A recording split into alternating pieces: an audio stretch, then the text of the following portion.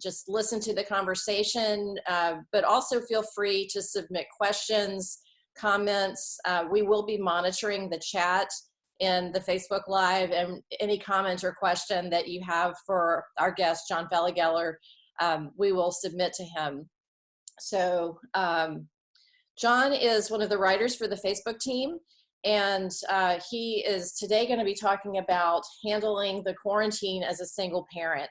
We know that we do have single parents in our audience, and we know that there are some particular needs, issues, struggles, and viewpoints from that particular group of not alone parents. So without further ado, I'd just like to welcome John to being our guest today and just hear what he has to say. So John, if you could just give us a little background on yourself and your experience as a special needs parent, that would be a great way to get this conversation started. Sure, absolutely. Well, first of all, good morning to everybody out there in virtual world. And I think this is just how we're communicating with everybody these days. So it's pretty relaxed and pretty familiar at this point. So yes, I am the father of a wonderful 12-year-old young man named Christopher, who is autistic nonverbal and is currently in 6th grade. I reside in the north suburbs of Chicago, Chicago native, born and raised. I was a teacher for years, currently work for a nonprofit serving special needs adults as a program manager, and I have been very proud to be a contributing writer for the Key Ministry team for a few years now, as well as for a couple other ministries and doing podcasts and videos and all this kind of fun stuff. But more specifically, in terms of the topic today, I, within the last few months, recently found myself as someone going through the separation/divorce process. Which certainly at a time like this just makes life way more interesting, to use that word. But the reality is that as challenging as being a parent in these times is, as I think a lot of families around the country, especially those who are under the more strict quarantine orders, I know certainly in the larger metro areas like myself in Chicago, you guys in Cleveland type of a thing, everybody is just told to stay home. And the only things you can really do are be outside while still maintaining social distancing. But you can't go to restaurants, cafes, the brewery, the this, the that. And that may inconvenience a lot of people, understandably. But when you're a special needs parent, obviously all of these things are just adding more and more layers onto the interesting dynamics that you work with. And then to add even yet another layer, being a single parent or a parent in a separation process like I myself am in. And I really want to be very sensitive when I speak to this, because I realize that there are probably a lot of single parents, hopefully listening to this right now, where, you know, you may have a good relationship with your co-parent or your ex, whatever that may be, but you may not. That other person may not be in your life at all, or in your child's life. And you know, really, I want to be very sensitive and very, you know, empathetic to your situation. In my case, my soon-to-be ex and I have a great relationship, you know, really centered around our child, of course, but we are getting along quite well and working well together.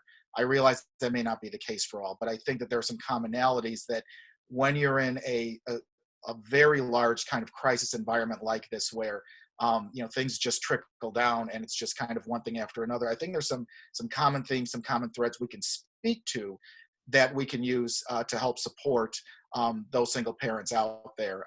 You know, ideally, if, you know, the co-parent is in your child's life, or even if not, you know, I think they can still apply. And so I'm really just looking at those strategies to say, okay, I didn't need one more thing. And now everybody's dealing with one more thing. And for some, it might just be a matter of, well, mom or dad got to take a few more days or a couple of weeks off of work to be with us. But for the special needs parent, and specifically the single special needs parent, life just got a lot more complicated and difficult. And so we just want to talk about some ways to support that. Well, I guess, you know, the first question that comes to mind is, you know, how are you sharing custody? Because is that your arrangement with your child right now? And so how is that playing out as you are, you know, supposed to not be really leaving home all that much? Mm-hmm. Right, and that's a great question. So, you know, first of all, we have essentially what's joint custody. meaning that we're basically 50-50. And it's not exact to the hour necessarily, as a lot of folks are probably familiar. But in terms of days, I have a couple of weekdays, so does my ex, and then we kind of split the weekends during the month. Now, to really understand how a lot of these quarantines around the country are really, affecting families, you're really told if it's non-essential travel, well, don't go anywhere. Well, the reality is obviously if you need to work, you need to leave your house. In my case, I am specifically doing a lot of work from home. A lot of families can, not all, but I still am required to go out and do some things in the community. There are still some appointments and things I need to keep. And regardless, my son and my ex live maybe 15, 20 minutes from where I currently reside. It's not really an issue with travel time. And really, I haven't fortunately had to give it a lot of thought in terms of, well, what happens if a nice police officer stops me? Really, I mean, it's just a matter of, well, listen, I have custody of my son today, and that's just what I'm doing. We're not going anywhere else. I'm just picking him up and bringing him back home. What I will say is this, at least in terms of the relationship that my ex and I have, because my ex is a teacher, and so schools are closed. My son's in school, schools are closed. And because I have the opportunity to work from home, I've told her, listen, I've got flexibility.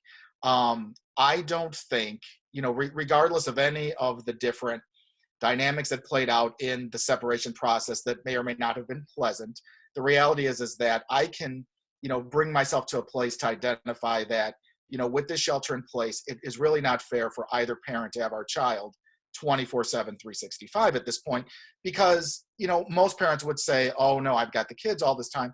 But when you're a special needs parent, there are so many interesting little things that, just kind of, roll around in there. So it really behooves me to identify that and say, listen, you know what, I have the ability not just to take him on the days I'm required to.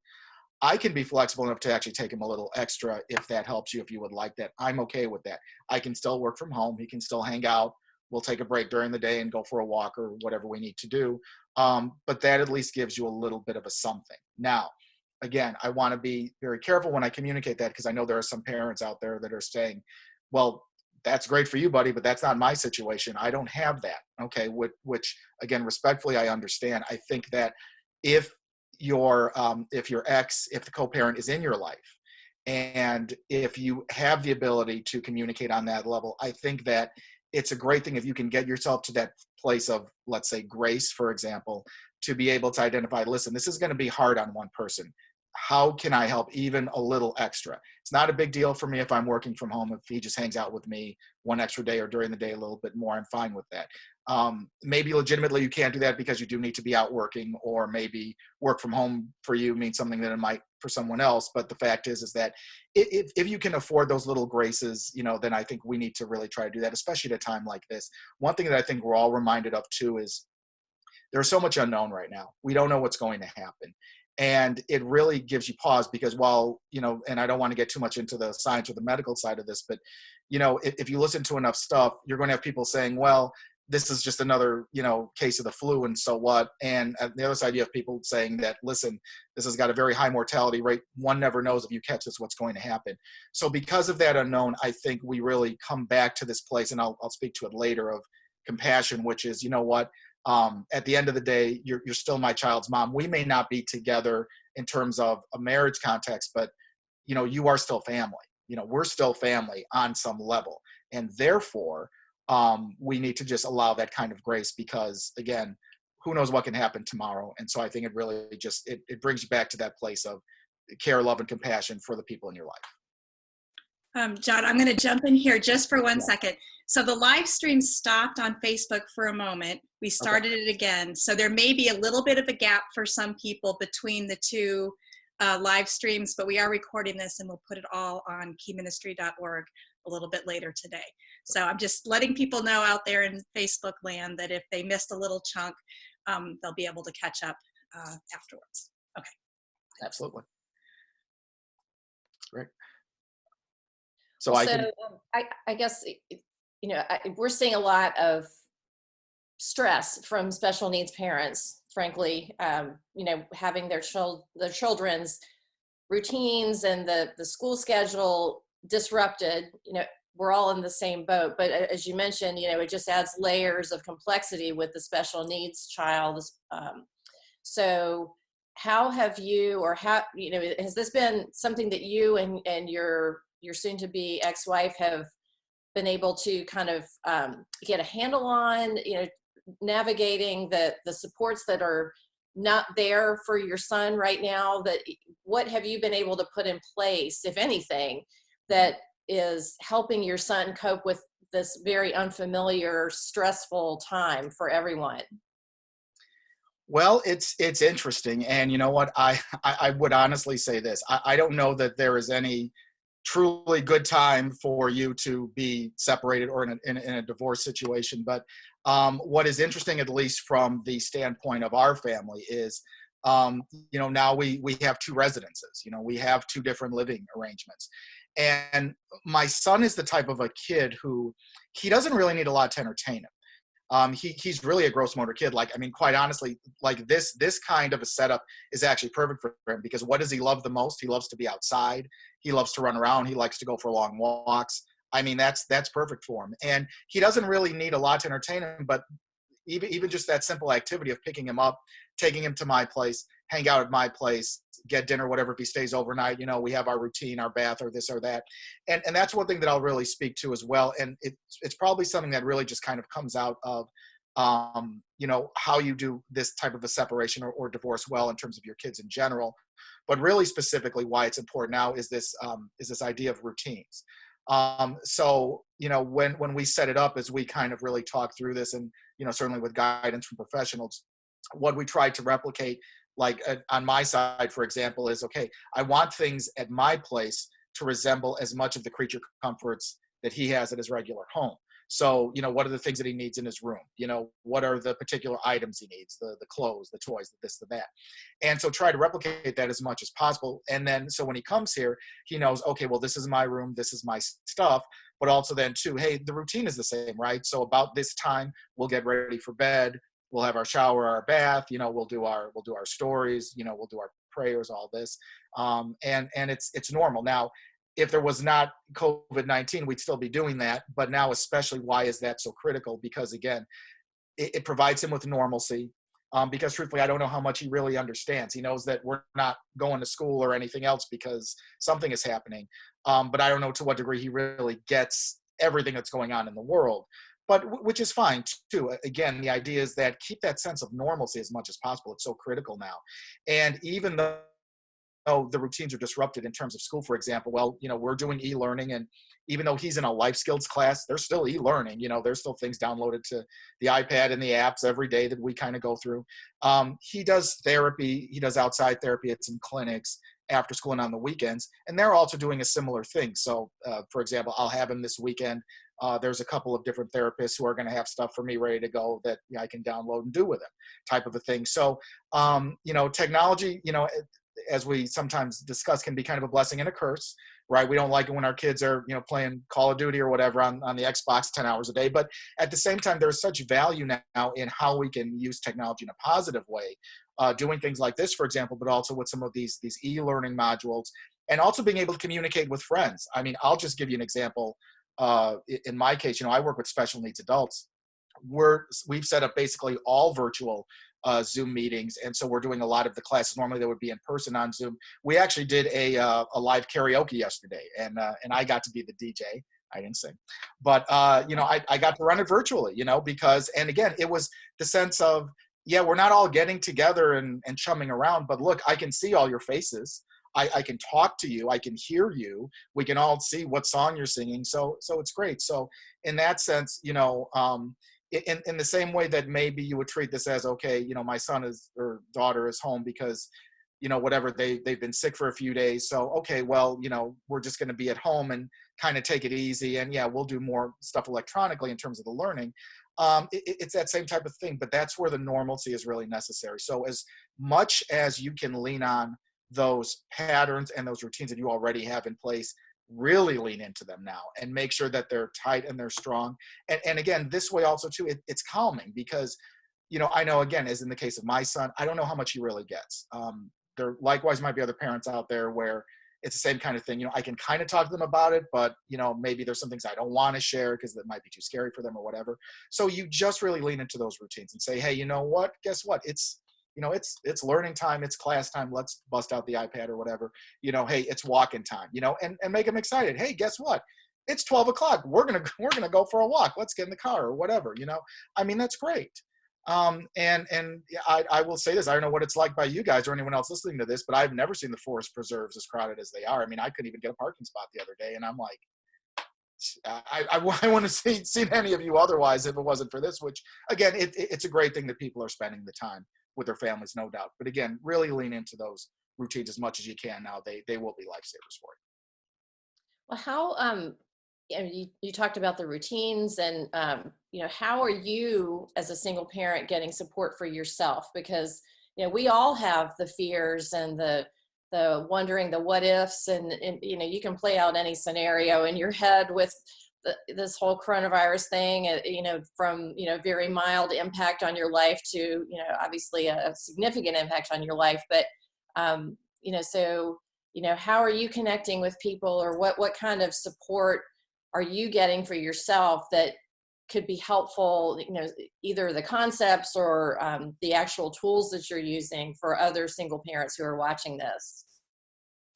Yeah, and absolutely. And so that kind of leans into, some of the, points that I was going to make. And I have a few things that folks can take from this. And I basically call them the 3 C's. So, the first 2 of these really lean in on the relationship with not just your co-parent, if you have that, but also with your friends and family. Because again, I want to emphasize, if you are a single parent out there and you say, I don't have the mom or the dad in my life, which again, very respectfully, I get it.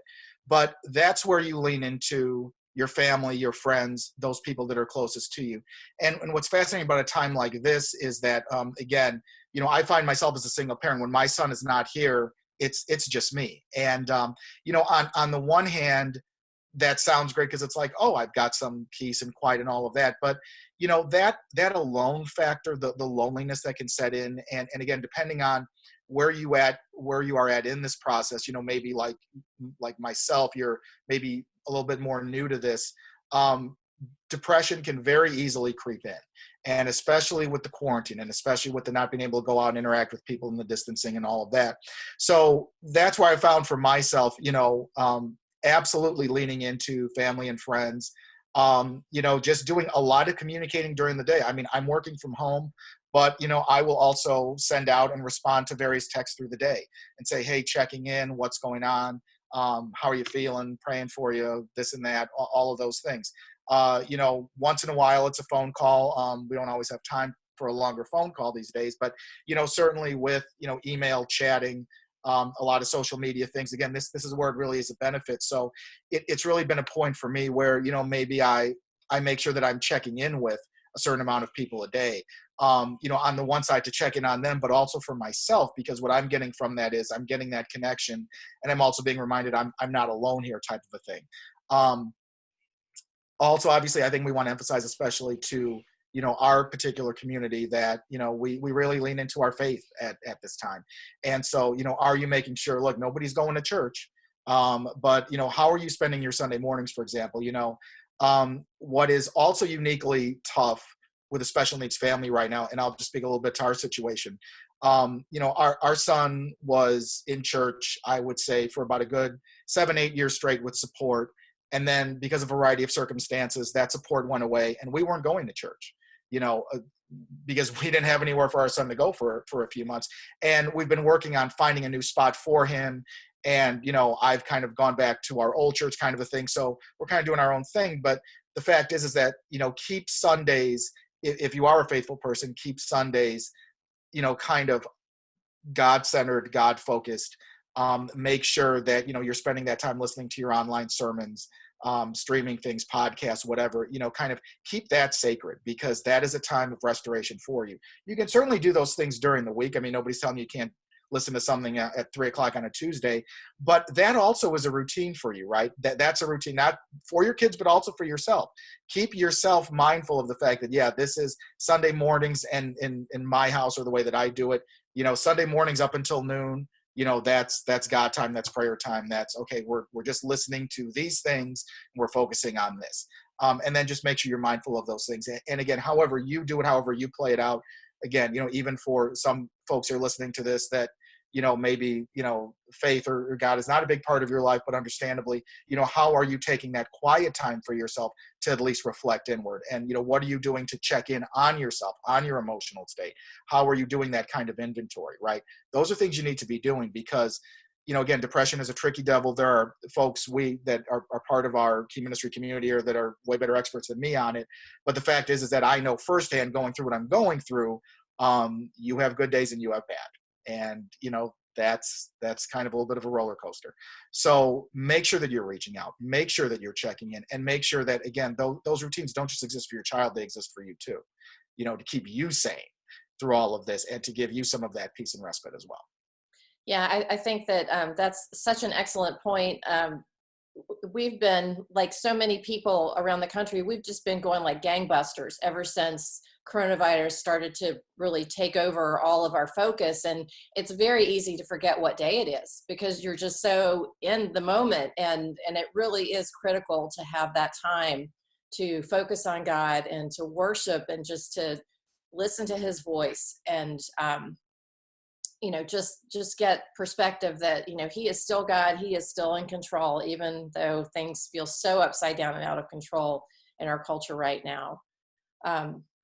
Well, so for your situation, what are some things that, you mentioned your 3 C's. So are those things that you have put into practice in your own situation? How did you come upon these 3 C's, and would you like to share those with the audience now? Because I think they're really excellent. John gave us a little preview before we got started, and they're just practical things that we can all do, whether we're a single parent, whether we are married or not. We all are in this together, and I just think it's so helpful to remember that nobody has this all figured out, and let's just extend grace. And that's really a lot of the heart of these 3 C's that you're going to share with us. So yeah, just tell us how you came upon them and how they're playing out in your life. Well, having been a teacher for as long as I have, you find that people learn and remember stuff if you make it catchy. So I was trying to come up with something that I can remember at least. So I was reflecting on it just yesterday, and I'm like, okay, how can I really kind of encapsulate this and put it into something that's an easy package? So I have 3 C's. So the first C is communicate. And we kind of touched on it just now. You need to make sure that you are keeping lines of communication open. Now, there are very practical points and reasons for that. Obviously, for example, in my case, in my relationship with my ex, with my son's mom, you want to make sure that you're checking in to say, first of all, how's your kid doing? So my son, even though he's nonverbal, has the ability to text. He can text on his iPad, and I get the text like a regular text on my phone. So we text each other. And mom will help him, and he'll text things like, love you, dad, good night, or, I had a good day, or whatever it is. So you want to keep communication open. Why? Because you need to make sure that the people you care about are safe. And safety doesn't literally just mean, well, you didn't catch something or, you're in the hospital, but how are you feeling? What's your emotional state? What's going on with you? And so the communication is practical in that sense, but it's also very practical in terms of, again, there are so many unknowns right now. And there's so much information flying around. So I'll give you an example of how the communication worked in a practical and important way. So it was probably mid-March, around the 13th, 14th, whatever. It was a Friday when, at least in our area, we got the word from all the local school districts that they were closing down for 2 weeks. And then my organization decided to follow suit because we kind of run a similar calendar and all that. So we said, we're going to shut down for 2 weeks. And so I had my son that weekend, and I was dropping him off at his mom's on Sunday afternoon. I was listening to the news on the radio, and the Illinois governor was on, and that was when he gave the order that the following day, on that Monday, all restaurants, coffee shops, bars, etc., all meeting establishments of that nature were going to be closed to the public. You can order things, delivery, whatever, but that's all closed. No sooner did I hear that, I literally just dropped him off, and I pulled out of the driveway. I pulled the car over, I got on the phone, and I called my ex, and I told her, listen, the governor was just on, the restaurants are closing tomorrow, you need to know this. Why? Because here's the thing, my kid, like a lot of our kids, have routines. My kid likes to eat, and he likes to go out to eat. He gets excited about it. It's a calming, grounding thing for him. If you get delivery food, it's not like he won't eat it, but it's the fact that, hey, we have all this time on our hands now. What are we going to do with you? And yeah, my kid is easy. Like I said, we can go outside, we can do these things, but geez, it would be nice, especially if it's raining and you're going stir crazy. I can take you to the hot dog place, or I can take you to your favorite whatever to get pancakes. Now we don't have that. So that was important for her to know, as well as just, if I see some news or read something, I say, hey, you might want to know this. Again, it's communicating from the standpoint of how do we practically get through our lives now. But it's also, as I will get to, it's a compassion piece. So it's something where you want to remember the people in your lives are still the people in your lives, regardless of the nature of your relationship. Again, respectfully, there are probably some of these situations with single parent households out there where, you're the co-parent or the ex, there might have been very acrimonious and you guys don't have a good relationship, which is fine. I get it. But then how are you communicating with those people that are present in your life? How are you letting them know that you're okay? How are you checking in on them? Which again, that has a two-way benefit, and making sure that ultimately, what's going on with your child in one home, whether it's the co-parent or maybe they go by grandma and grandpa for a night or two. Okay, how are they doing? Did you notice anything different? Did they all of a sudden just freak out because they realized, wait a minute, why am I home so long? And this is our kids. This is the nature of it. We unfortunately as parents don't know what to expect from day to day in this. And likewise, so do our kids, but it's got an added layer with all the things that we as special needs parents deal with. So communication is key. My next C is coordination. So it kind of goes along with communication, coordination. So coordination, I've kind of been speaking to it. So what you want to make sure of is you're understanding, okay, look, we're all home, but that doesn't mean that life doesn't stop. So for example, when I have my child, okay, and let's say, for example, I'll have him this weekend, what are the things I need to know about in terms of his e-learning from his clinics? What are the things that, maybe have been going on with him this week that might be a little bit different? Has he been reacting to certain things? Maybe was he a little bit sick? Unfortunately, he's really prone to a lot of these, colds and nasally things. So it's like, has he had issues with some of that or had trouble sleeping because of this or that? So all important things to know. But then the way that you coordinate that is, for example, I can tell my ex, hey, listen, I can take him extra time on this day. Maybe I need some extra time this weekend because I need to do some work-related things, whatever. These are things that in a good co-parenting relationship you normally would have. You may not have it in yours, but again, then who are you coordinating with? Well, probably the same people you're communicating with. Are you coordinating with the school so you know what the expectations are for your child, even during the break? Are you coordinating with those close friends and family members that maybe can support you, right? Those folks that maybe can come in and either provide a respite or maybe somewhere you can take your child for, maybe a day or two. And again, even if it's not something where you're all congregating as a big family, because that's considered a no-no now too, you at least can drop your child off somewhere, let them hang out somewhere for a few days or, a day, whatever it is, by, grandma, grandpa, close friend, and then bring them back. So what does that coordinating piece look like, and how are you, again, really structuring your day so that whatever I'm doing is going to resemble whatever they're doing at the other house or wherever they're going to visit or that type of thing. Consistency is big. That's probably the little minor C under coordination is consistency. So you want to keep the consistency and coordinate that and obviously communicate. But the last and the most important one, and I think very specifically for single parents, and especially if you have a co-parenting thing going on, is compassion. So, and I really spoke to it earlier, like I was saying, my ex and I have a pretty good relationship. We've had our tense moments for sure. We've had our blow-ups, but for the most part, we've kind of remembered, especially in a environment like we're living in now, we really don't know from day to day. And the fact is that, the person you talk to today might not be here tomorrow. I know that's an extreme statement, but one never knows. So we need to have compassion for the role that, each of us play in our child's life, right? So again, as I spoke to the fact that, well, listen, maybe the agreement says you've got him X amount of days, but guess what? I'm home and you've got him all day and you're not going anywhere and I'm not going anywhere. I'll take him a little bit extra. That's fine. I mean, unless legitimately there's something I need to be doing for work, I can manage that. It's okay. And also in terms of some of these communication pieces, if you hear some important news or if there's something maybe that you think they need to know about on any level, just be willing to communicate that, because out of care for the fact that, you may not be together in a marriage context, but they're still family. They are still the parent of your child.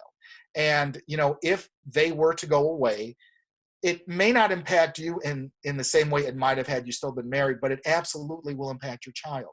And you want to have that compassion and grace for that relationship and for your child in that sense. So it's really compassion for that person, but also for your child to remember, hey, you know what? My kid loves mom and dad, or, maybe mom or dad are not, both in my child's life, but, if mom is, and it's a single parent mother, grandma, grandpa, auntie, uncle, close friend, whatever, all of these are people that care about. And these are people that normally are in my child's life as part of that structure and routine. And now that is all getting thrown out of whack. It's getting thrown out of whack for everybody, typical and non-typical kids. But really for ours, we need to be extra sensitive to it. So we need to be extra sensitive to where we're at and our state, but also the person that has our child, those caretakers, those family members, whoever they are, whoever is still able to do those things. And again, legitimately, look, normally my kid would be in school, at therapy, after school, at therapy on the weekends. That's all gone. So what is that? That's not just his routine and his structure, but there's also a caretaking respite aspect to that. Why? Because when he's there on the weekends, mom and dad get a break. We don't have that now. So how are we giving ourselves a break, and how are we helping support those other people? Again, when you come down to it, it's a compassion piece. And certainly for our community as Christ followers, I think we really need to remind ourselves of this even on our worst days. But we also really want to be there for our kids and make sure, listen, these are people that are important to my child, no matter what. So how do we keep all of this intact? Because eventually we'll get out of this. And we want to get out of it as normal and as together, and just truthfully, just feeling as good about ourselves as possible. Yeah, excellent points. Yeah, and I mean, it's been interesting from where we sit. We've seen so much develop so quickly in terms of online church, online small groups, online worship. It's creating an interesting opportunity, I think, even for for children like your son, to be connected to things that maybe they weren't as connected to previously, and so. Hopefully there's opportunity that's coming from this that will be beneficial to, in particular, the special needs community. It's something that we've been talking about a little bit the last couple of days. So, Beth, I see you nodding your head. Do you have some comments here for John? I mean, the special needs world is very much Beth's world, because she's in her other job outside of Key Ministry. She's the special needs ministry director for a large church in Cleveland. So, I guess what kind of things from your job as that special needs ministry leader would you ask for John as, a single parent? Right. So I think, John, as you mentioned your 3 C's, again, like as Catherine said, these are perhaps some really good things that have come out of all this, that hopefully will continue even after we're all, finally able to leave our houses again and be with each other in person. Especially that compassion piece, that's so important. And how can we continue that even when we're back to our, quote, normal lives again? John, quick question for you. For any ministry leaders that may be listening to this, what are some things, I know you've had some struggles with finding a church home. I know we've talked about this before, but what are some things as a special needs parent, a single parent, what are some things that you wish a church, like what should churches be doing right now for families in your situation? What would you like to see? Absolutely. So here's, and it's kind of an offshoot of the compassion thing. And I'm glad you're actually bringing it up, because I just remembered this. The compassion piece obviously plays out between co-parents and within a family, but it also extends out to our larger community, right? Because you may not be a single parent, you may not be a single special needs parent, but you may know one. And you know what, I think it really is important for all of us to remember how much we need to be all leaning on each other. So especially if you're in one of those ministry leadership roles, what you want to remember is that every family is in isolation to some degree right now. But a special needs family, and especially in a single parent household, they are on isolation to the 10th degree. So really make it a point to reach out to them in as many ways as they are comfortable. Again, most people are not comfortable with home visits now necessarily unless you're wearing masks and gloves or whatever, but maybe some folks would be, again, depending on how flexible they are. The fact is that you want to give people choices and options and just really let them know that you're there for them. Okay, if you don't want me in the house, that's fine. Can I drop something off for you? Can I do a little grocery shopping for you? Can I pick something up? Can I just do like a this kind of a Zoom chat or a Facebook Live or a Skype or something? Maybe your child has a particular connection with a ministry leader at your church, or someone that works in that special needs ministry, or if it's just a regular Sunday school type of a thing. Maybe you can get them to connect with the child in some kind of a FaceTime, Skype kind of a thing. Hey, they really connect with their helper, or they really connect with their whoever their support person is, or whatever ministry leader it is. Boy, I wish that they could just see them because they'd be so excited. So spend 10 or 15 minutes, on a Skype call, maybe a couple times a week. That could mean the world to that kid. And that could really that could level that child out, for days on end, because you showed that grace and compassion by doing that. So it really is a matter of, okay, keeping the communication lines open with compassion in mind and grace in mind. What can I do? Just kind of let me know. I'll let you know what I'm comfortable with doing, but I am open to hearing what you need, kind of a thing. Ultimately, that's really what I think all of our church leadership, ministry leaders, pastoral leaders can really be doing right now, is just saying, look, how can I be there for you? It's going to look different for different families, but it's just the fact that I know you're there, so, please just kind of be around. If I can have a good way to reach out to you, if you're available to do this or that during the week, great. I mean, obviously we can always pray, but right now we're really needing that human connection on some level, whether it's through a screen or in person to a certain degree. So I would say being available is key, but we also need to remember that again, every family is under some kind of an isolation. A lot of them, though, are not dealing with some of the factors that we are as special needs parents, and especially when it's a single parent household. So really just to be mindful of that and say, you know what, they really need that check-in, or they really need to hear from me. Or I want to make sure that they're a little bit further up the queue at the top of the list to make sure that I get to them first, kind of thing. So That's great. Thank you very much. Yeah, that's goes right along with some things that we've been hearing and talking about the last couple of days, about how churches are and really need to focus on, really, as you say, lean into those relationships now, because it's very easy for people, whether they're a single parent, special needs parent or not, to get, as you said, very depressed just because of the isolation and the physical distance from other people. So that is one thing we've really been emphasizing with our community, the followers of Key Ministry, is to just make sure that you are making those personal connections using media to the greatest extent that you can. Well, Beth, do you have anything else from the special needs minister kind of perspective that you'd like to ask John? I mean, this has just been so informative, John. I think it's really going to be helpful for a lot of people who are watching this. No, this has been wonderful. We will definitely, I will be posting this momentarily on keyministry.org. Just for everybody to know, we do have a page devoted to resources surrounding coronavirus. So this will be one of the resources, because I think the information that you've provided for parents and for ministry leaders, I think has been really important. So thank you. And let's see, any last words before we? You know what, I would just say again, this is a very, very unique time, I think, for all of us. I don't think any of us, regardless of how long we've been on this earth, have had anything like this. So I think we all need to remember grace and compassion, and remember who we're called to be. If you have the word Christian anywhere in your name or title or whatever, you know what you're called to do it. And I think we just need to remember to be acting that out. We shouldn't have needed a coronavirus to do it. Maybe it's a nice kick in the pants for us, but the fact is that grace and compassion, they're not just buzzwords. They're very important. They can go a long way in a time like this. Some people might poo-poo them a little bit, but I think if nothing else, we will get out of this all better for it if we can remember that just a little bit extra.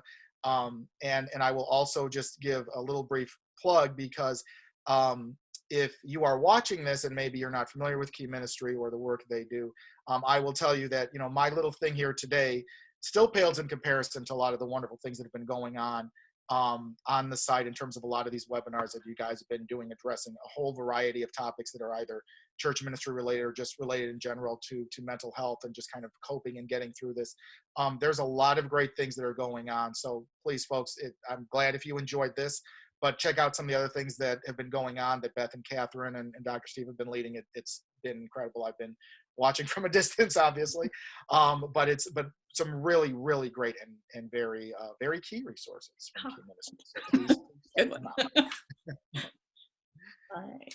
Well, thanks so much, John. We've really just loved having you with us, and I'm sure that the people who are watching this are going to have find great benefit in the tips that you've shared, and particularly those single parents out there who are may be having an even harder time just coping because of as you said, the added layers of complicating things that can be in your lives. So we just really appreciate your time today. So well, I'm Catherine Boyle, and on behalf of Beth Golick and myself and Key Ministry, we just really appreciate your time today.